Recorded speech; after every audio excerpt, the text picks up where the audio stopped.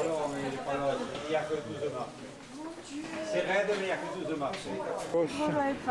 On domine la vieille ville.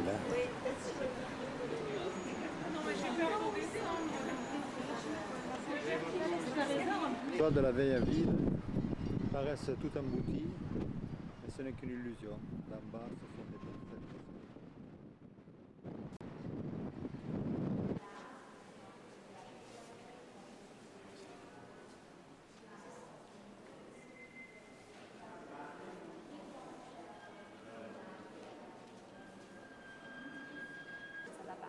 Mais comment on va distinguer entre les avenues et les routons?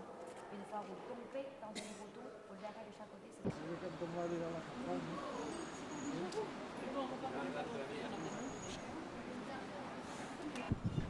La ville récente.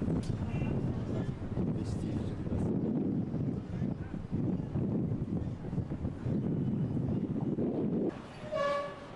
Le petit lac que nous apercevons était un ancien port.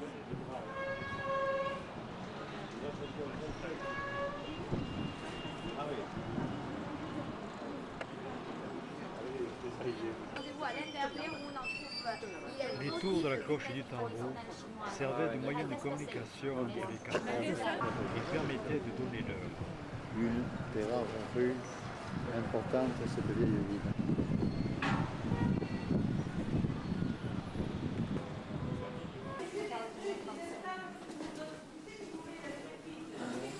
Sont en fait les murs extérieurs des anciennes maisons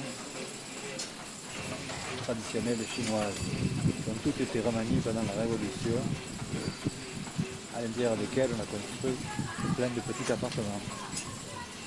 Et ces maisons traditionnelles, bien sûr, ont disparu et sont aujourd'hui en décrépitude.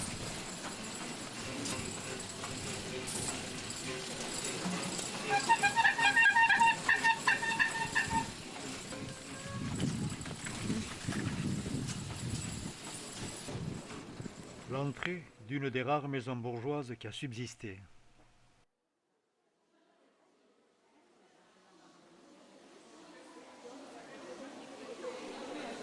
Voici le hall d'entrée de notre hôtel, Action.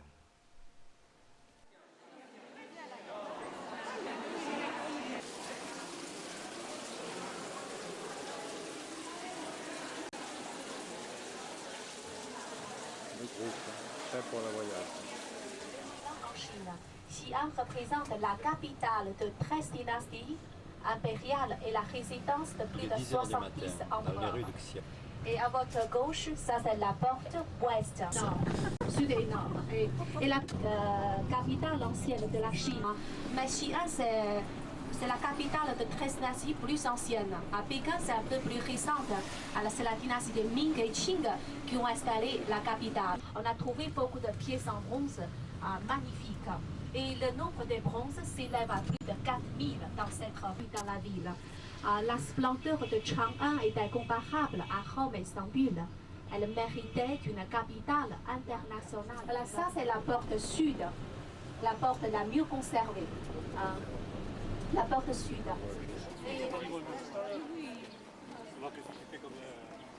Nous visitons la grande pagode de l'Oie sauvage, où le célèbre moine Xuanzang séjourna pour y traduire les manuscrits bouddhiques ramenés de son pèlerinage vers l'Inde.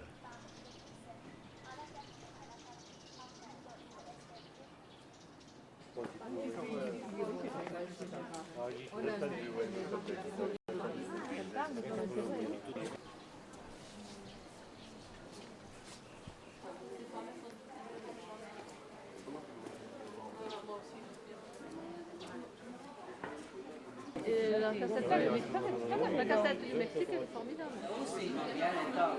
Vous voyez, je ne sais pas le chinois, vous voyez. Il vient les Iran, l'Irak. Le rêve d'un pavillon rouge. Ah, c'est ce dont vous rêvez. Je voulais prendre quelque chose de vos souvenirs.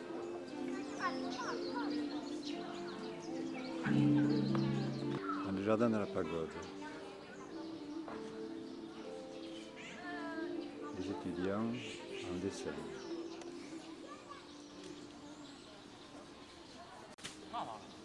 Ancienne chaises à porteurs, si l'on peut dire, ou chariots plutôt, qui servaient à porter les riches et les seigneurs.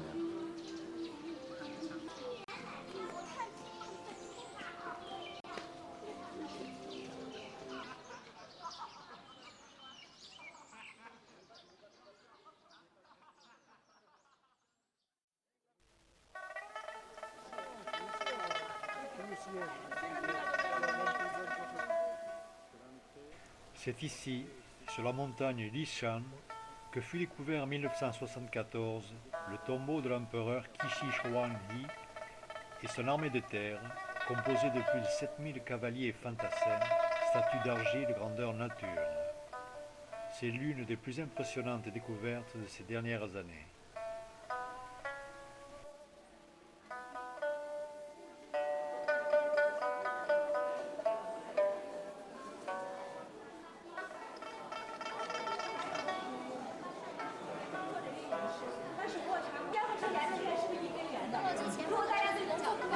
Les détails d'une tête de cheval, de son harnachement.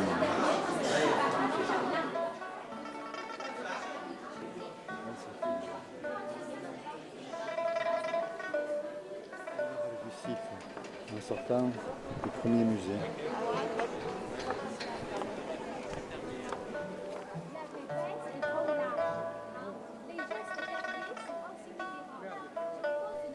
Les fouilles admises à la visite que nous voyons ici ne sont qu'un petit aperçu de l'ensemble du site.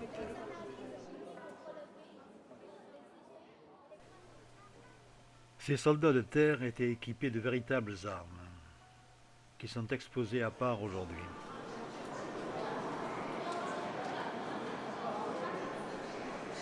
L'acier de ces armes a subi un traitement particulier qui fait qu'elles sont parvenues jusqu'à nous sans trace de rouille.